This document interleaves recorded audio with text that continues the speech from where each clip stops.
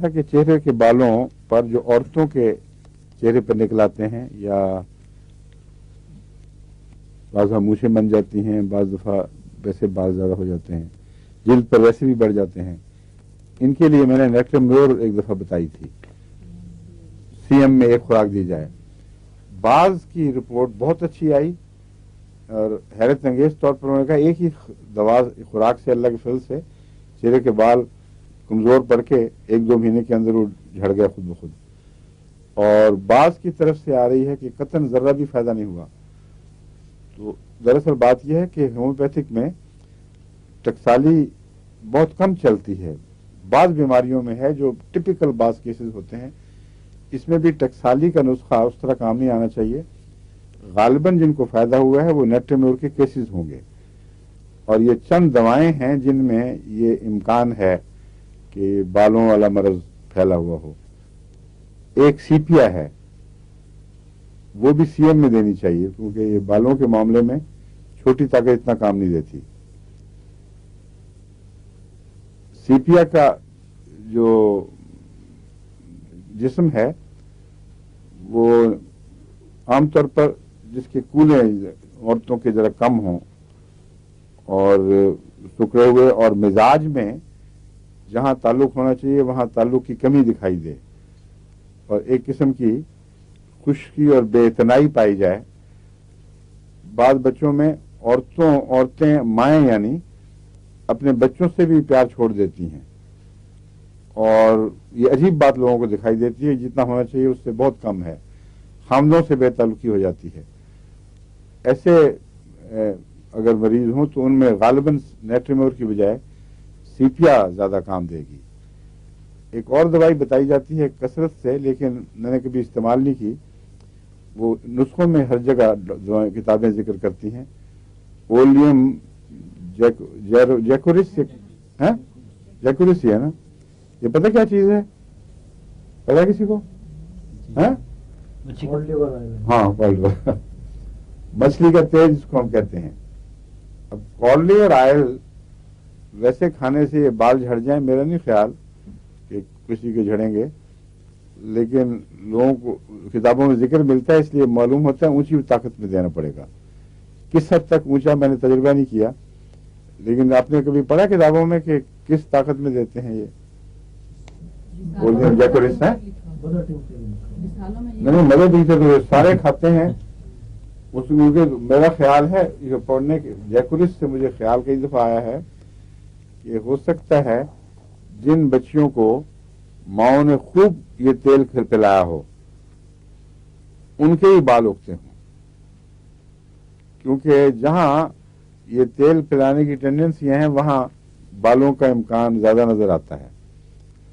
تو اس لیے اگر یہ کام کرے گی تو اونچی طاقت میں کرے گی، اپوزٹ. تو کر کے دیکھ لیں تجربے، پتہ لگ جائے گا کیا حالت ہے. نیکٹرمیور، سیپیا، اولیم جیکورس کیا نہیں کوئی ایک ان میں سے کوئی ایک دوا تجربہ کر کے پہلے اس کو موقع دینا چاہیے، اس سے فائدہ نہ. مثلا نیکٹرمیور اگر کسی کو شروع کرائی ہے تو اس کے بعد میرا مشورہ ہے کہ سیپیا دی جائے. پھر 1-2 مہینے میں، یہ 2 مہینے تو کم سے کم لگیں گے. بعض دفعہ 1 مہینے میں رپورٹ ملی ہے کہ وہ اتنا نمایاں فرق پڑا تھا کہ انہوں نے محسوس کر لیا، 2 مہینے میں جھڑ گئے. ہاں اس کے بعد کچھ 1-2 مہینے کا انتظار کر کے 1 مہینہ انتظار کر کے سیپیا دے دیں پھر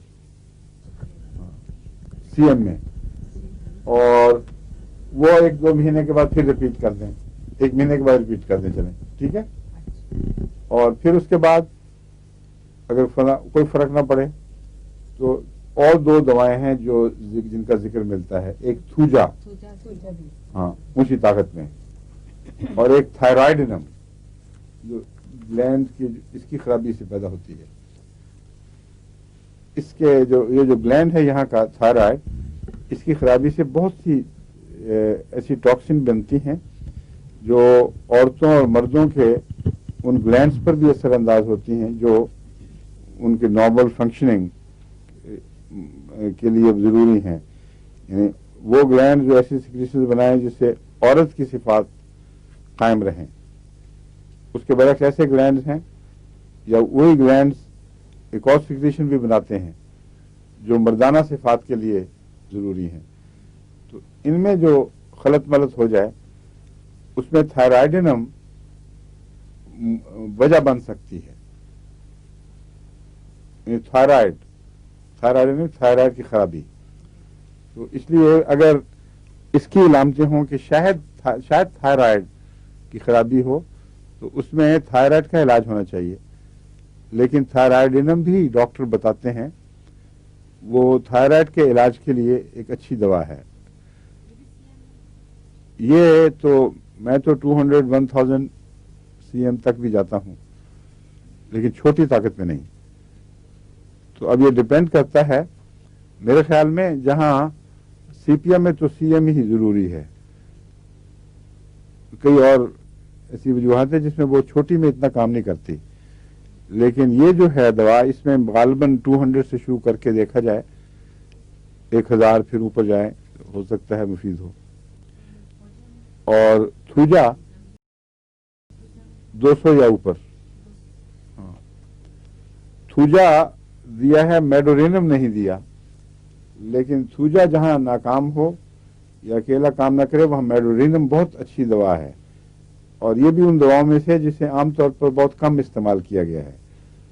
حالانکہ بعض دفعہ یہ خیال آتا ہے کہ بعض علاقوں یا بعض ملکوں میں تو علاج ہی تھائرائیڈنم سے شروع کرنا چاہیے کیونکہ بعض ایسے زہر ہیں تھائرائیڈ نہیں وہ میڈورینم.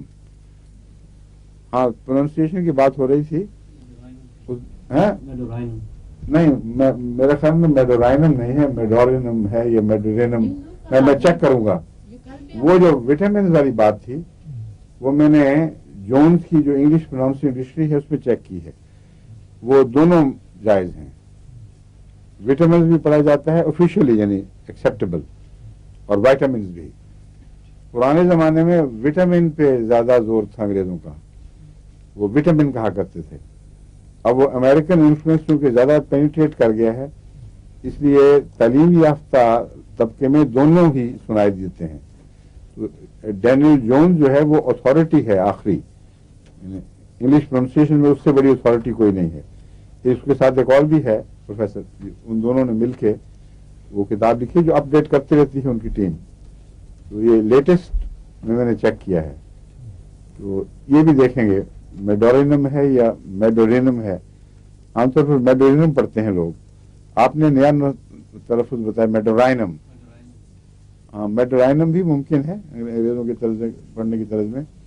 آپ کے ڈاکٹر اس کو میڈورینم کہتے ہوں گے. تو میں پھر دیکھ کے بتاؤں گا آپ کو. یہ بھی مل جائے گی اس میں سے کہیں. کہتے ہیں غالباً وہ کیلائی تو امریکنز کہتے ہیں. کیلیم سے جی امریکنز کالی ویسے ہے. کالی کلائم نہیں ہے لفظ کیلیم ہے. کلائم تو کوئی بھی نہیں پڑھتا. نہ امریکن پڑھتا ہے نہ یہ امریکنوں کو عادت ہے وہ آئی کو لمبا کر دیتے ہیں یوں. اچھا آپ کہتے ہیں وقت ختم ہو گیا. ٹھیک ہے تو کلاس کل تو نہیں شاید اب پھر کچھ وقت کے بعد. مگر رفتار ہماری بڑی تھوڑی ہے. اس کا کیا علاج کیا جائے. دبا سٹ جس کو کہتے ہیں نکل جائے ایک دفعہ تیزی سے. ٹھیک رکھیں. اچھا السلام علیکم.